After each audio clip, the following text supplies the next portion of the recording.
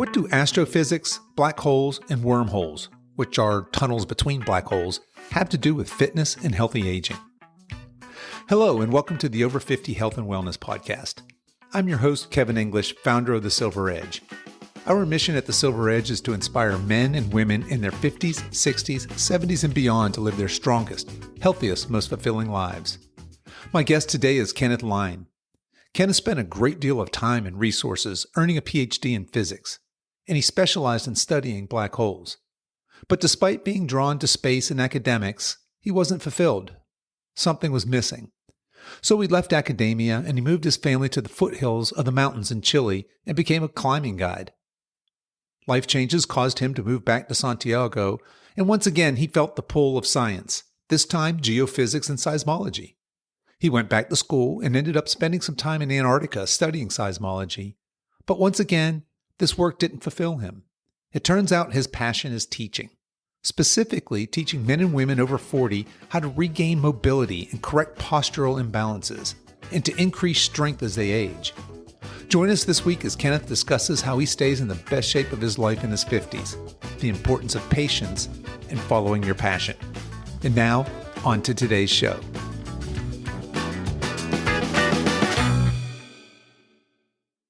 Hello, my guest today is Kenneth Lein.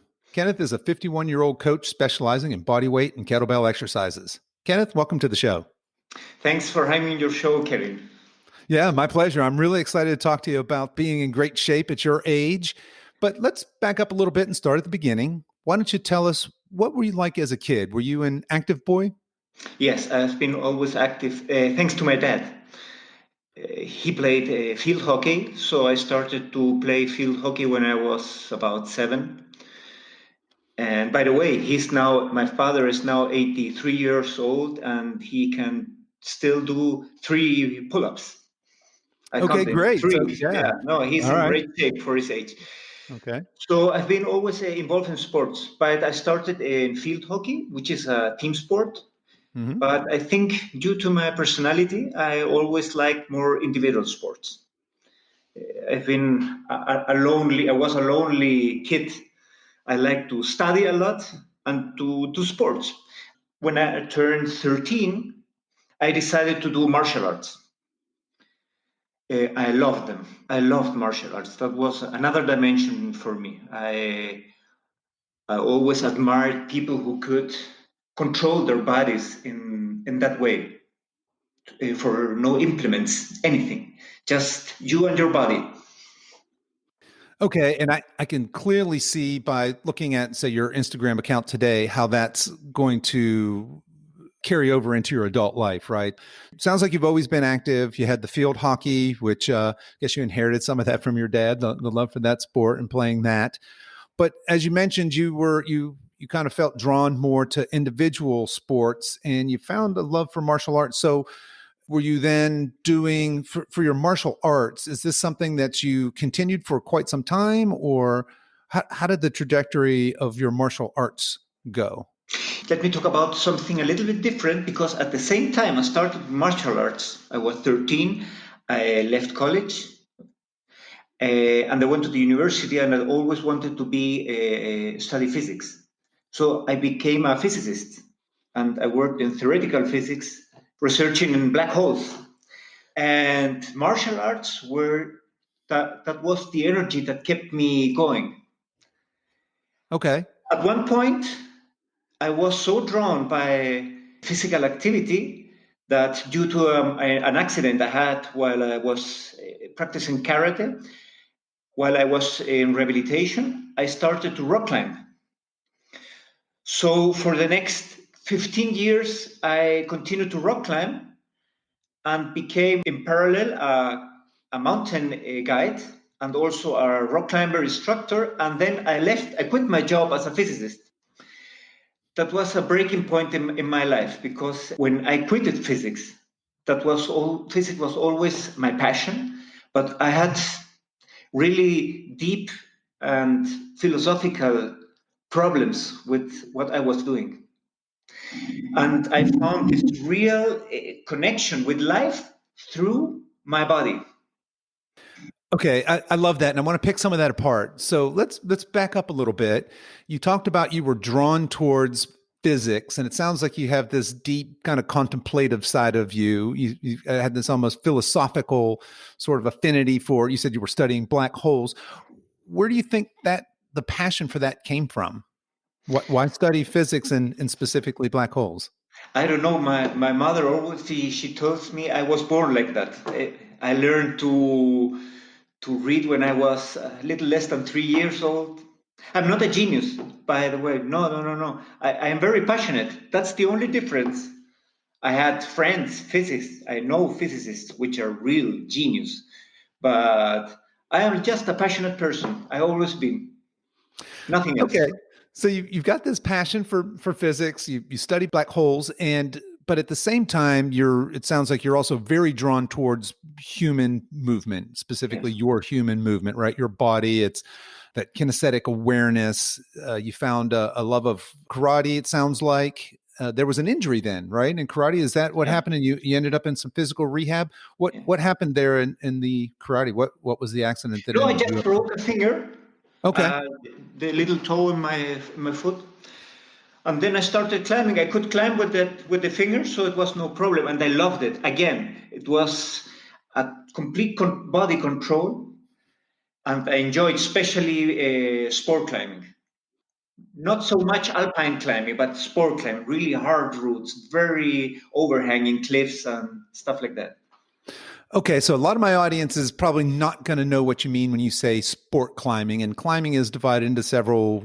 People probably are thinking of more the mountaineering type thing, but there's bouldering, there's sport climbing, there's alpine and mountaineer climbing.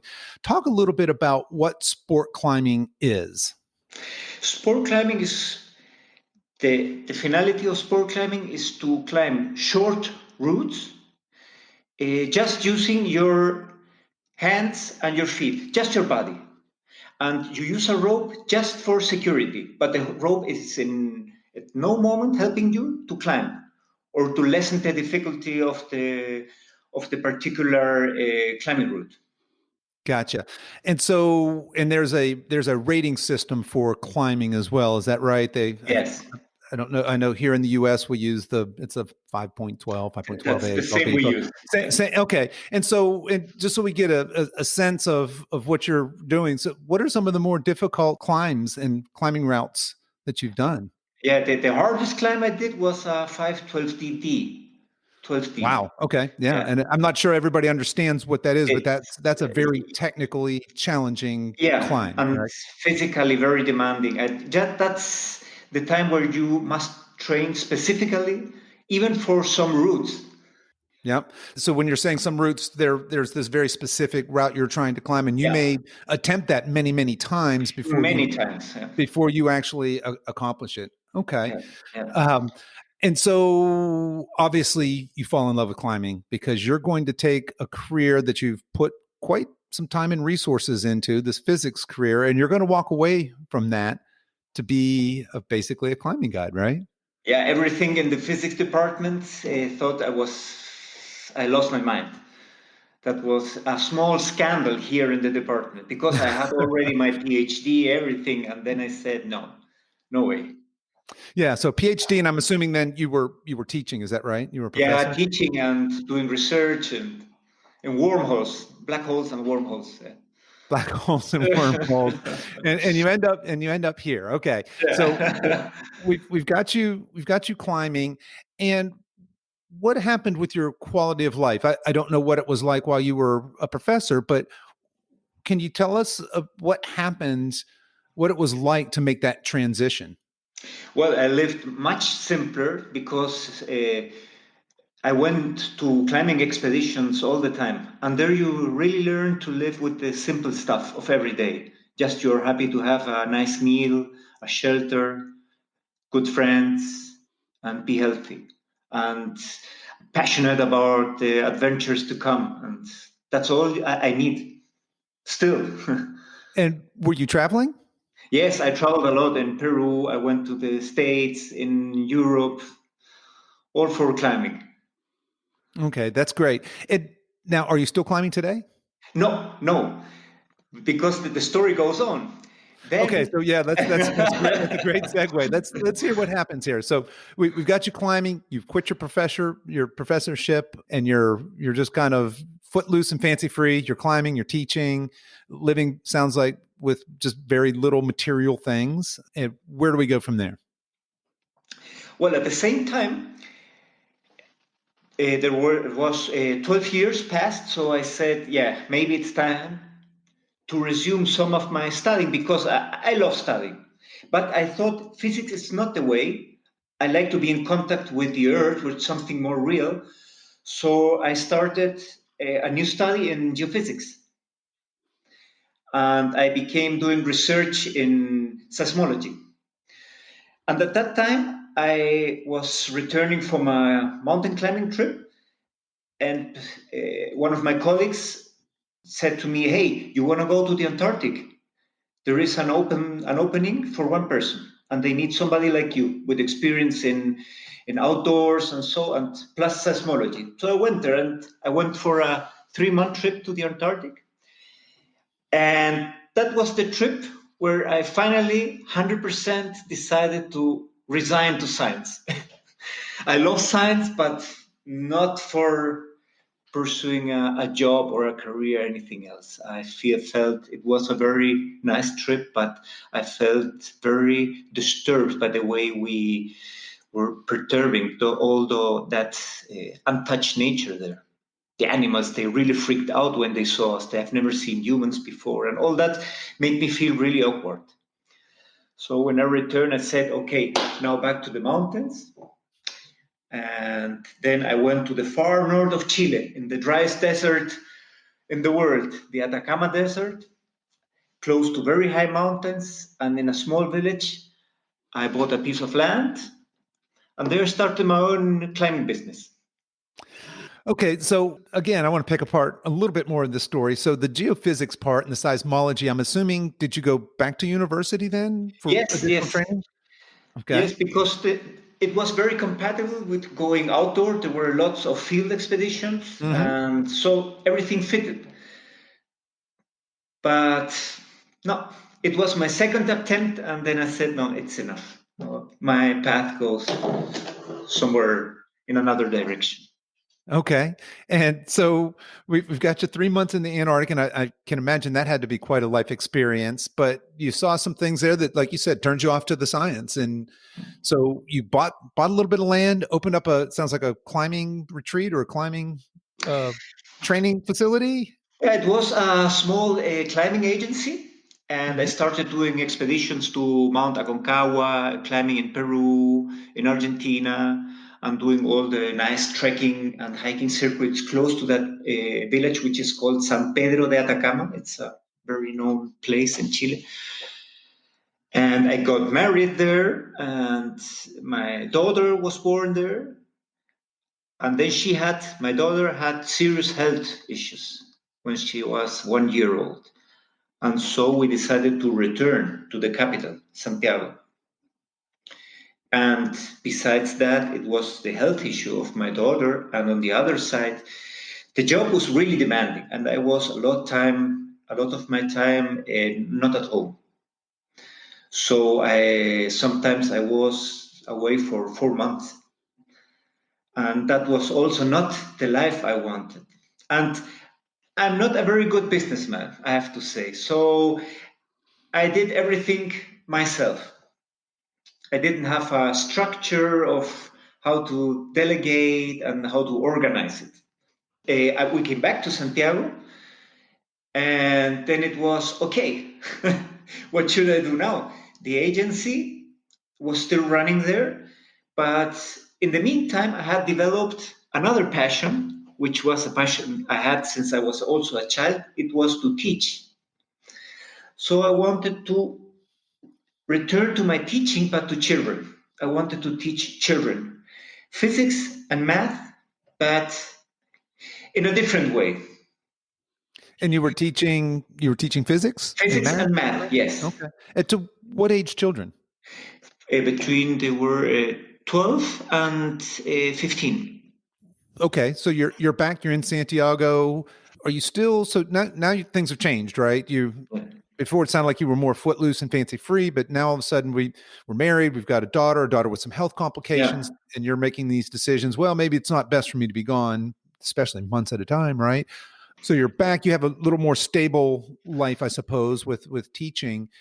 Are you still keeping up with your health and your fitness during Yes, this I time? never stopped. Then, when I had the year 2004, we came back to Santiago, and at that time, I wanted to continue climbing, but I didn't want to have my previous life where I went for 1 week or the whole weekend for myself for climbing. Now I have a family and a daughter, and a son was coming. So I said, I tried to take them climbing, but my wife in that time, I know I'm divorced, she wasn't into it. So then I said, I want to be with the children. So I began to take them out to the mountains, and we did lots of trekkings. But on my side, I started for the first time with CrossFit. In Chile, there was no CrossFit, so I did just the workouts that are on the internet. And so I bought a pair of rings and had my pull-up bar, and I started reading a book written by Christopher Sommer, Building the Olympic Body. He's a gymnastic coach, and he was the first one to write a book about how an average person could develop some of the strength skills that a professional gymnast has. And it's all the path to working out with progressions. And that's when I started.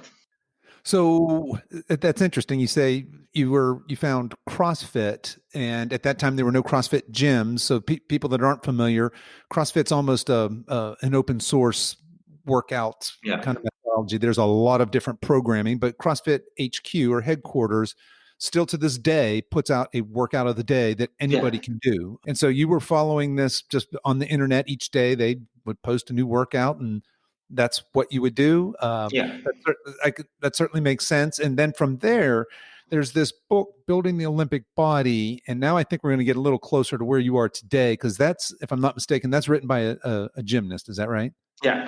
But I had another breakthrough, because after 4 or 5 years of doing CrossFit, my health was very deteriorated. I was sick. Maybe I had flu 3-4 times a year, chronic sinusitis, ear infections. My body was absolutely drained out. And I came in touch with an old friend who was at that time doing Kung Fu. So I began doing Kung Fu, and in parallel also practicing Tai Chi, Qigong, and my gymnastic works. That was, I devoted most of the time to the martial arts aspect, but I always had time for my rings and my pull-up bar and doing some dips. Yeah? And I began to progress a lot.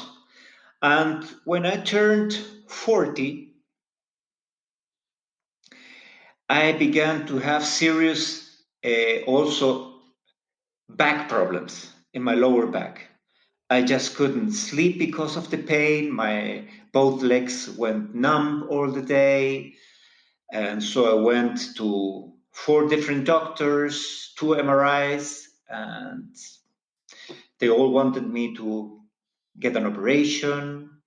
I had 2 herniated discs and also some arthrosis in the very lower back. So they said, yeah, forget about all what you're doing now and lifting weights and all that. And then I said, no way, no way. At the first days, I was really depressed. 4 doctors all said the same, and very good doctors, the best I could find. And researching one day in one of the forums, a CrossFit forum there is an injury forum. There was a group of Navy SEALs discussing how they had very serious herniated disc problems and how they got their back problems solved just by reading a book. I said, wow, yeah. And I continued reading. Another guy just posted something very similar, the same book, and just by reading. And then I said, let's give it a try. I don't have the name now, but I can send you the reference of the book. I read the book. It was written by a spine doctor. Yeah, he had done more than, I think, 400 surgeries. Yeah, back surgeries, all about herniated discs. And his conclusion is most of the patients never get back 100%. And he said, notice that your back problems occur between 25 or 30 years old until you're maybe 70. Younger folks never have back problems. Older are stiff, but their backs don't hurt. So what happens in there? And he comes to the conclusion, it's stress. It's all stress. And the theory behind the herniated discs and the numbing of the legs is that the spine discs are compressing some of the nerves. And the thing is, the muscles around your lower back, they get so contracted, there are really spasms. And all because of stress. When you realize that you don't have a structural problem, but you have a mental problem, things will go away. Well, the same thing that happens to these Navy SEALs happened to me. I finished the books, and since then, year 2005, never again had back problems. Never again. Now that's an interesting story. And certainly we know in the medical literature that stress is bad, right? I mean, we're evolutionarily hardwired for stress to be a good thing to help us in an emergency situation, your flight or fight, right? If your ancestor was walking along on a hillside and he came face to face with a saber-toothed tiger, he would need that cortisol to get his heart pumping in his, just completely dumping all the resources into fight or flight.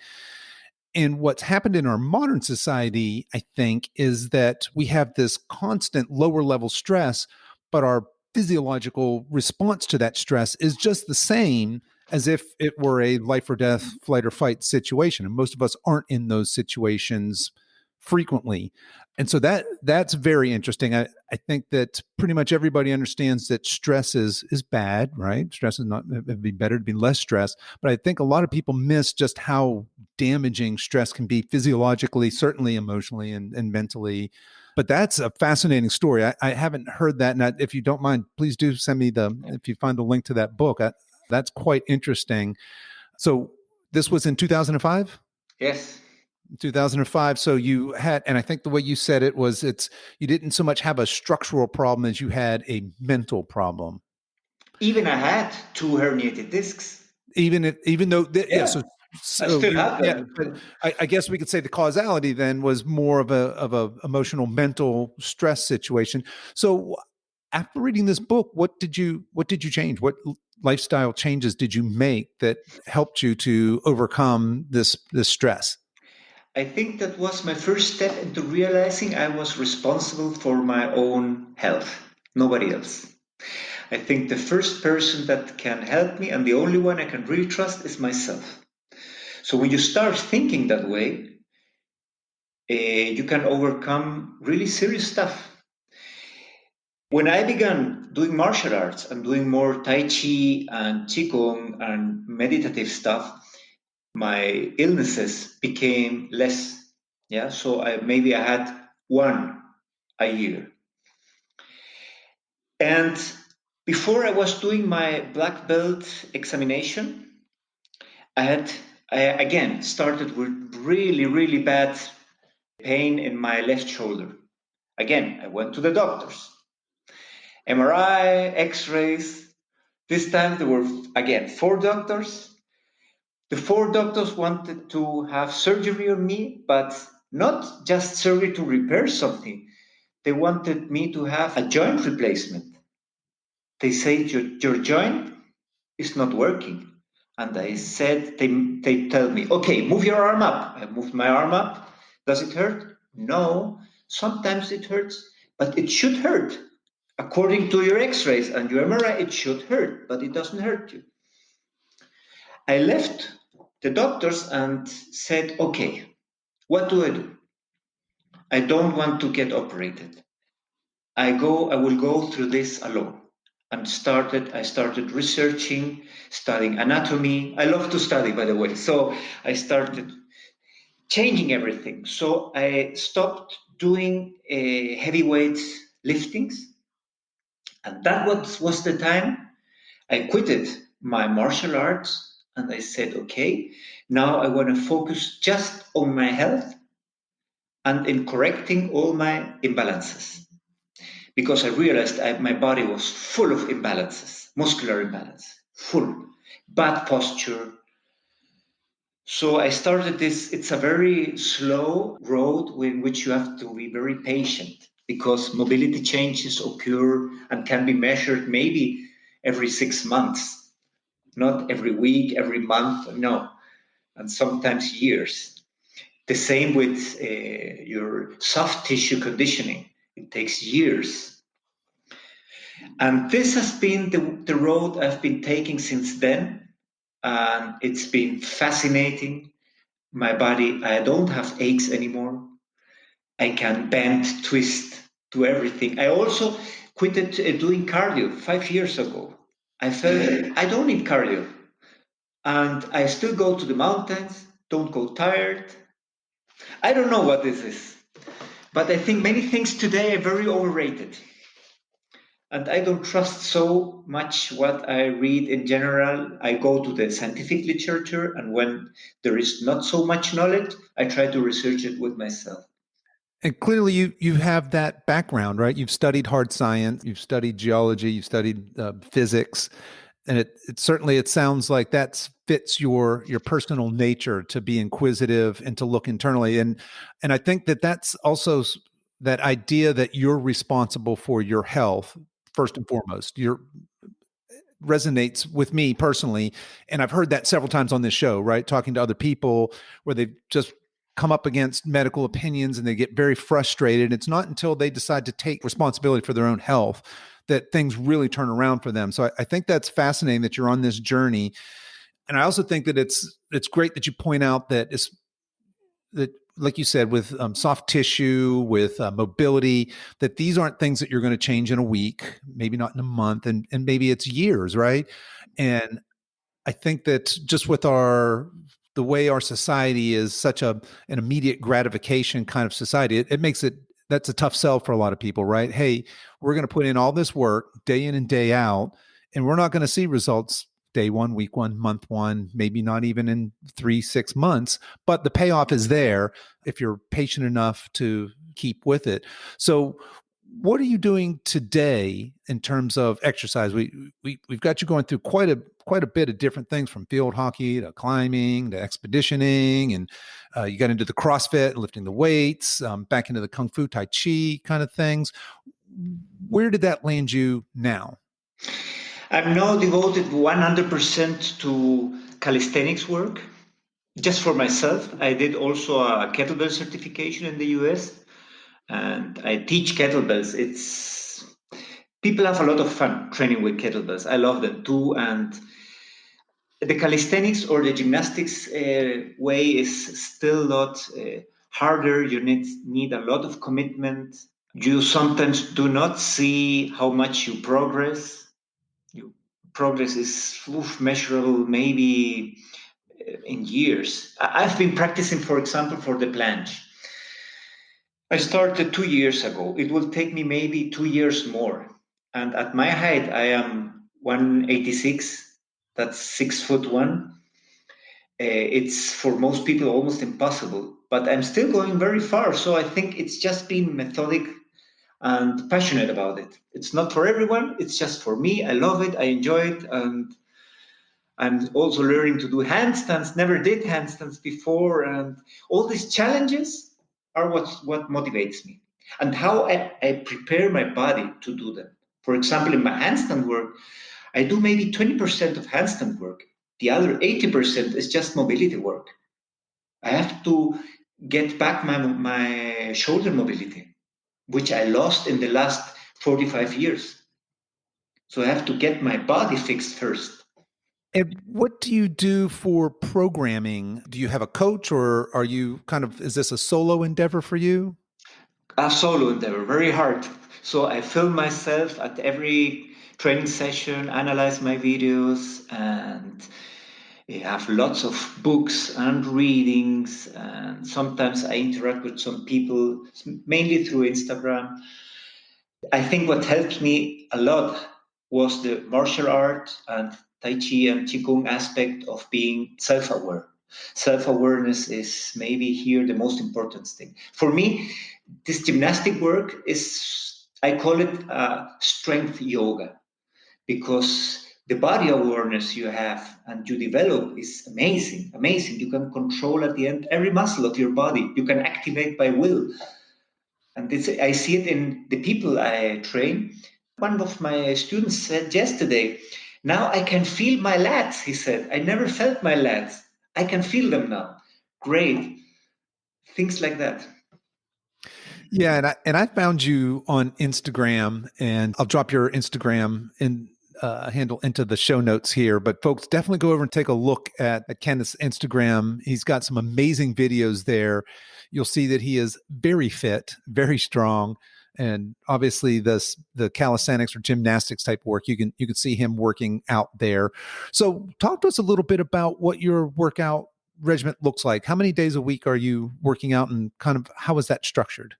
Well, the structure changed over time. I started with 3 days, and the sessions were about 1.5 hours, more or less. Now I train 4 days a week, with one long session of 3 hours and one shorter session of 2 hours. And in the days in between, I do some mobility and stretching work, which takes maybe 1 hour or so. But I try, after all my sessions, I finish them fresh as I started. So after my sessions, I can go to work, I do everything. I don't even almost transpire. So for me, the idea is to really work out, but to not be exhausted. Because I think always in this phrase, memento mori, remember you will die. So I think I have so much time ahead. What do I want to prove? Just to do everything? No, what passionates me? This. So do this. I mean, some people who are not flexible enough ask me, but I can't touch my toes with my hands. And then I ask them back, why will you? Why would you do that? Do you need that? No. Why? Okay, so it sounds like 4 workouts a week, and I'm not sure you would even call them workouts the way you're describing it. It's more of it sounds like a very passionate project of just kind of moving your body. You've got like you said, the longer session, then a shorter session, then a couple 2 days a week, more mobility type work. So 4 days a week, what do you do to prioritize your recovery then? First, before I started this calisthenic path, I had lots of muscular imbalances coming from a prioritizing more, for example, more pushing elements than pulling elements. Yeah, and because on each joint you have two muscles attached, and if these muscles have different lengths, there's where the problems start. So the first thing was to compensate and to get to a balance, where I'm not even in a balance, because I have rounded shoulders. I am a tall guy, so all my life I have rounded shoulders. To overcome that, I am doing actually even more pulling exercises than pushing. It's necessary for me. So this balance has been the healing part, I think, because when your body is no more in an imbalanced state, I think the energies and everything inside flows more in a, I don't know, easier way. But when there are areas which are contracted or shorter, or your posture is bad, I think something happens there. By the way, since I started, it's been 3 years ago, no, 4 years, I've never got sick again in 4 years. That's the first time in my life. I don't know what that is. in the meantime, I even got divorced. When the moment came, I said, "Oh no, I will catch a very bad flu." Nothing happened. So I think this ending your training session without feeling exhausted and not training every day and every day the same elements and to have this variation. For example, between sets, I rest 3 minutes. That's why the sessions are so long. Because if you do a strength training, which I think is vital for people over 50, strength training is maybe more important than anything else. There's a lot of really scientific and medical literature talking about that, much more than cardiovascular training. So by strength training, it's a muscular part, but also neural part. Yeah, your nervous system is the one who activates the muscular fibers.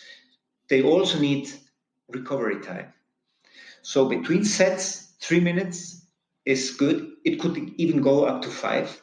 But then the next day, I do different elements which do not stress the same I did the day before. And then I have a complete rest day. And then I have weekends off, generally weekends off. So yeah, I think that's very well said, and certainly those of us in the 50 and over crowd, we need to prioritize recovery. Right, we're not going to recover like we did when we're 20.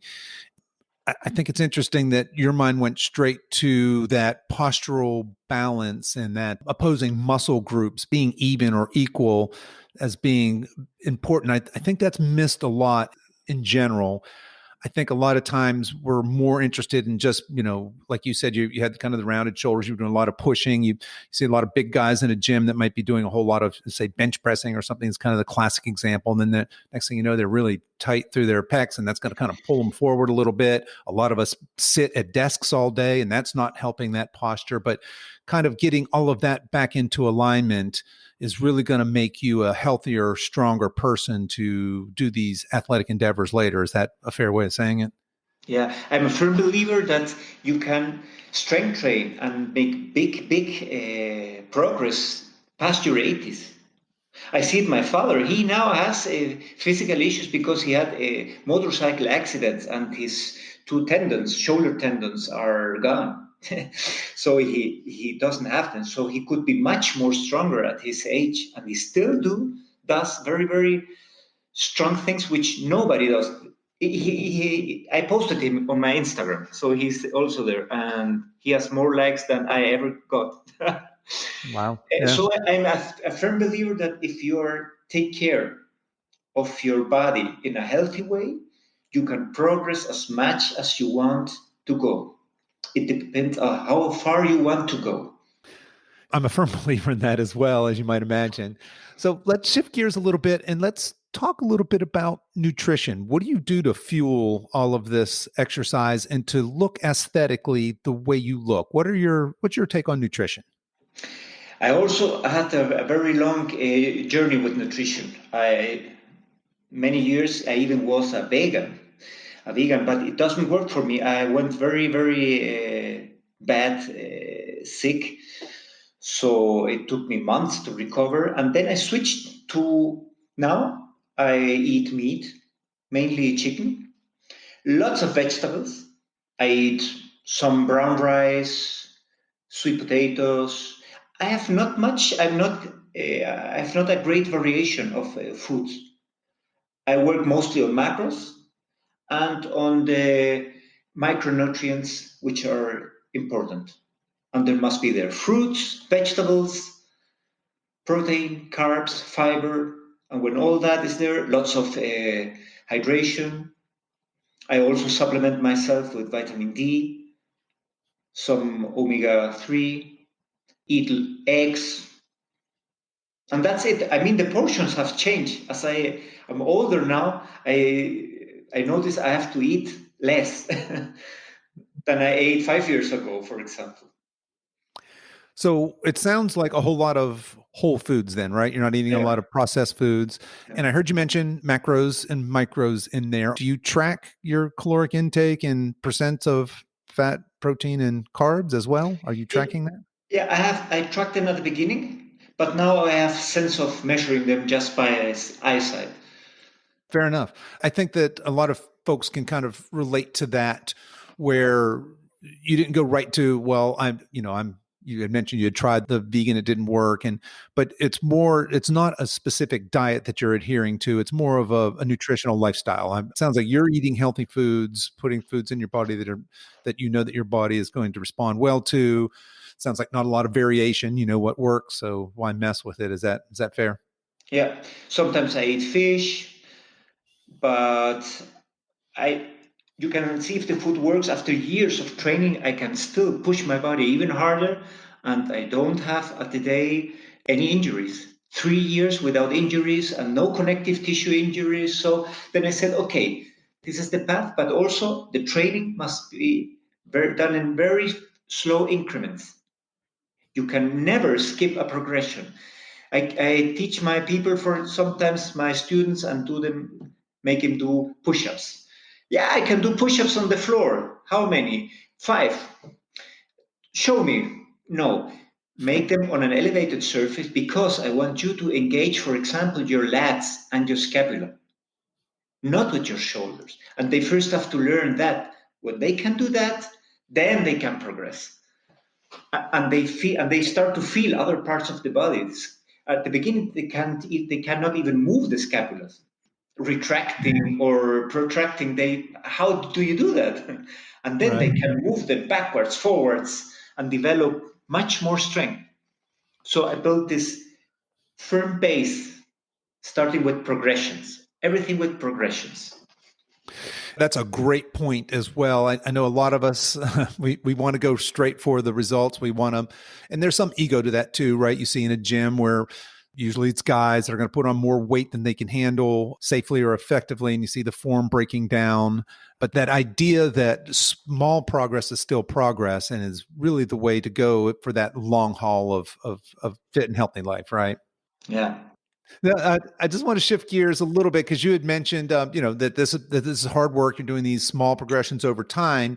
So, what keeps you motivated? Why are you still doing this? What makes you go and progress?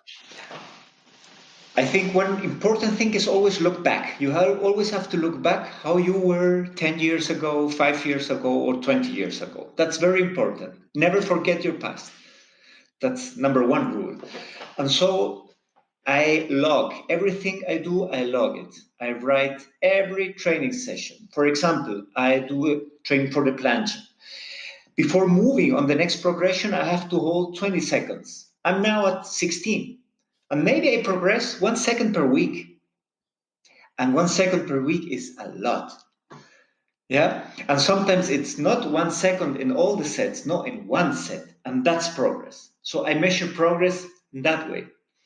So I never got frustrated because I try also with my students to show them I show them this little, for us, little progresses they're doing. They're huge. They're huge. I always tell them, look how you began. Look back 2 years ago, 6 months ago. That's what I always do. And the other important thing, I look how much life I have ahead of me. And we don't know that, but we have to use it in the best way we can now.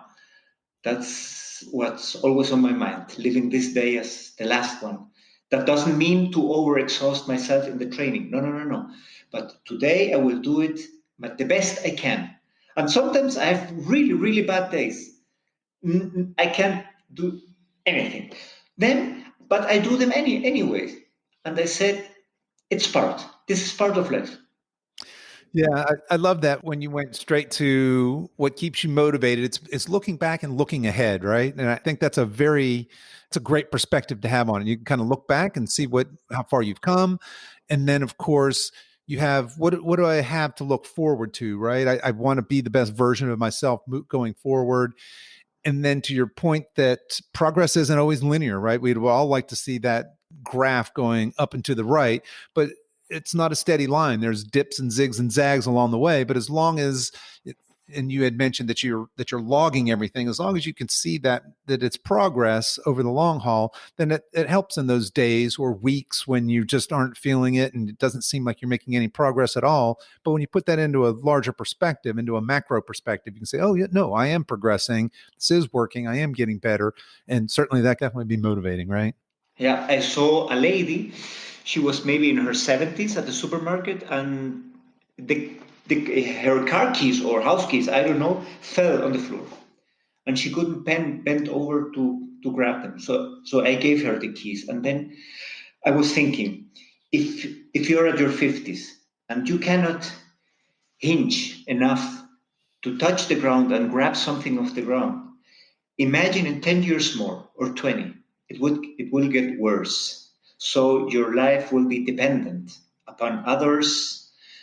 And what I am kind of preaching is to live independent, to be as healthy as you can and as mobile as you can and as independent as you can. Clearly that loss of strength, that loss of mobility equals a loss of independence. And that's why we see folks, a lot of times that's what ends up putting them in, unfortunately, in a nursing home.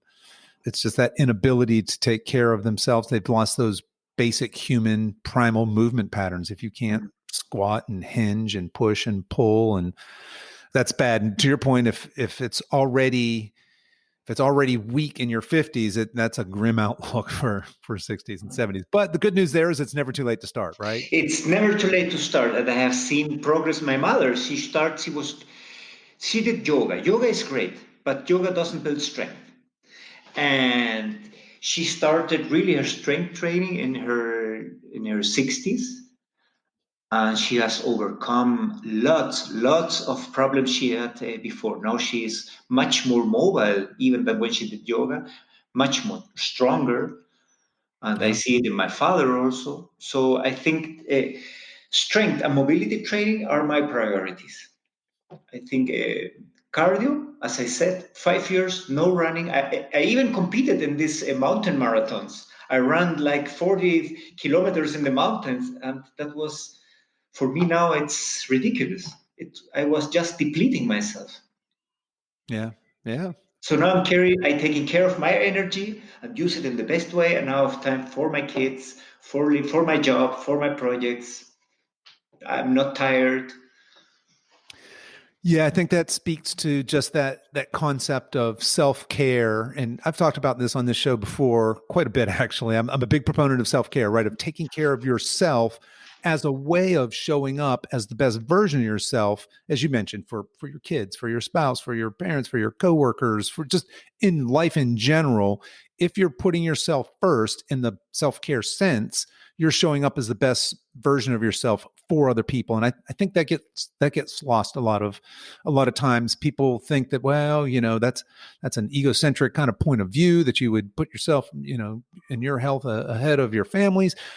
Maybe not. Maybe taking care of yourself and making sure that you show up as the best, healthiest version of yourself is in fact the best thing you could do for other people. So I appreciate you sharing that.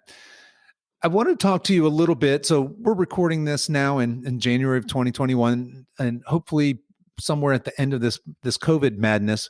But it seems to me, in just looking at the kind of workouts that you're doing, this would be ideal for people to start practicing now.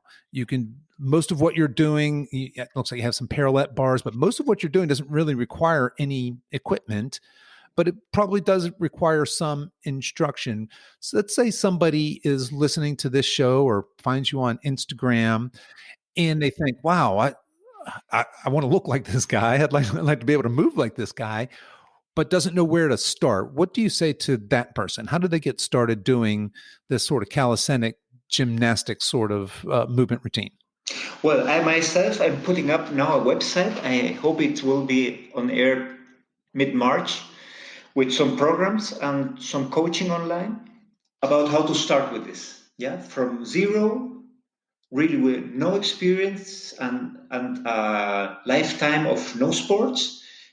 My experience is all my students are over 40 and they had no physical activities before, and they have progressed so much. I'm so proud of them. So I know it's possible.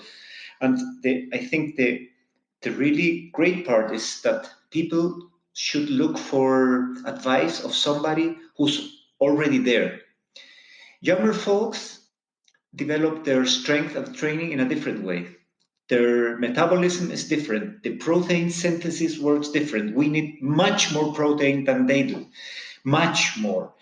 The way they train, the way they recover doesn't fit for us. So, what I learned is how to manage and move all these elements to build a really nice routine, which is takes in account your age, but also it's progress is slow, as I said. This is not for people who expect in 6 weeks, like all the programs, or 12 weeks to look awesome. That will not Yeah, happen. get your summer body in 6 weeks, No, right? no, no. Muscle takes years to Right. build. Yeah. Yeah. So, but they feel good after maybe 1 week. They already feel something is different, and it's the movement. It's the movement.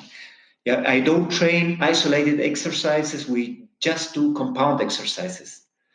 Lots of mobility and all is compound exercise. I mean, you are doing something with your arms, but you have to squeeze your butt, your toes, your legs, everything. So they start to feel everything. And that's a nice experience with yourself. So that's one thing that this pandemic has given us is what you're describing there is it sounds like you're going to launch in March of basically online training, which means that today your clients, I'm guessing, are all in your geographic area, but now you could coach people from around the world, right? And you'll have a much greater Yeah. reach. And that's certainly us as consumers of these kinds of products and as coaches of these types of products, there's a whole new world that we're not going to unwind from here. And that's this online digital world where we're more and more online coaching programs, et cetera. So that's exciting. And if people were interested in that, they could reach out and they could probably DM you and say, hey, put me on a list, something along those lines, right? So we'll make sure we get that into the show notes as well. Well, that leads me nicely into my next question. I was going to ask you Sorry to what. interrupt you. Sorry to Sure, interrupt you. go ahead. Yeah. I'm actually teaching now people in Seattle and even in Qatar. So I'm doing some Zoom classes with people Okay. because in Chile I was in March of 2020. I had planned to open a gym, and that was just when the pandemic began, Yes, and it I was. lost everything. Wow. Everything. So I bought everything. I had to start from zero. Ooh. So that's when I decided to start with this online classes. But then, after watching all what is sold around, I saw nothing was very suitable for people over 40 or 50. It's too brutal and overemphasis of pushing elements, no mobility, or just these quick mobility drills which bring nothing really and take no account your history, your medical background. You see, that's very important. An assessment. I always do an online assessment. So you stand in front of me, do some squats, overhead squats with your hands up, and then I can have an idea, and the routine is built for you. Yeah, those are all great points. Clearly, programming for the over 40 or over 50 population is different than you would program probably for 20, 30-year-olds, right? We can assume that, especially somebody coming in deconditioned, over 50, maybe without any kind of exercise background, that we're going to run into some mobility and flexibility type issues. We're going to not program, and certainly that, to your point, the one size fits all kind of programming. Some, say a guy in his 50s might pick up a Men's Health magazine and say, yeah, this looks good for me. And to your point, it probably isn't good for that person. He probably needs somebody to watch him move, to screen him, and to kind of program specifically for folks that are a little bit older. So that all great points. So we know that you're moving into kind of the online training, that you're already there, getting ready to expand that, it sounds like. But what's next for you? What's the rest of this year hold for you? Well, this year is about starting this new business. That's on my business side. I'm very happy because I love to teach. So teaching is my passion. And I'm developing an app so I can get in touch with all the people I'm coaching. I don't expect to have many people, but people I can get in touch so they can even write back their concerns. Because I think the biggest obstacle is our mind. I've seen in older folks, they say, nah, but no, that's too hard for me. Or you really think I can do that? Yeah, this lack of confidence which comes with time. You need somebody who can show you what you have achieved, show you that it's a matter of time, as it was for me. It took me years to go there. So you need somebody who can encourage you and empathize with your process. That that's what I want to do. More than selling programs and never see anybody. I am not interested in that. I just like to have this feedback. Send me your video. I can check your form. Okay. But you know what? Lean a little bit more. Send it back. Yeah. I love that. Sounds like your business model then, as opposed to more of a mass kind of appeal, would be a more of a one-on-one. And, we have the technology that we can now do that remotely, and it's becoming more and more acceptable, and more and more folks are looking for that kind of an offering. So I'm quite confident you'll be very successful in that. So let's wrap up here, Kenneth. Where can people get in touch with you? What's the best way for them to reach out to you? At the moment, it's via Instagram. Okay. Just DM me. I respond immediately, and I'll be happy to answer all your questions. Right. And that's Kenneth.Lein, Lein. Yeah. I'll drop that into the show notes so you folks can connect with him there. Well, Kenneth, thanks so much for coming on the show today and taking time and sharing your wisdom with us. It's an absolute pleasure. You're a fantastic ambassador for healthy aging. You look great. And I wish you all the best in your future endeavors. Kevin, thank you so much for having me in your podcast.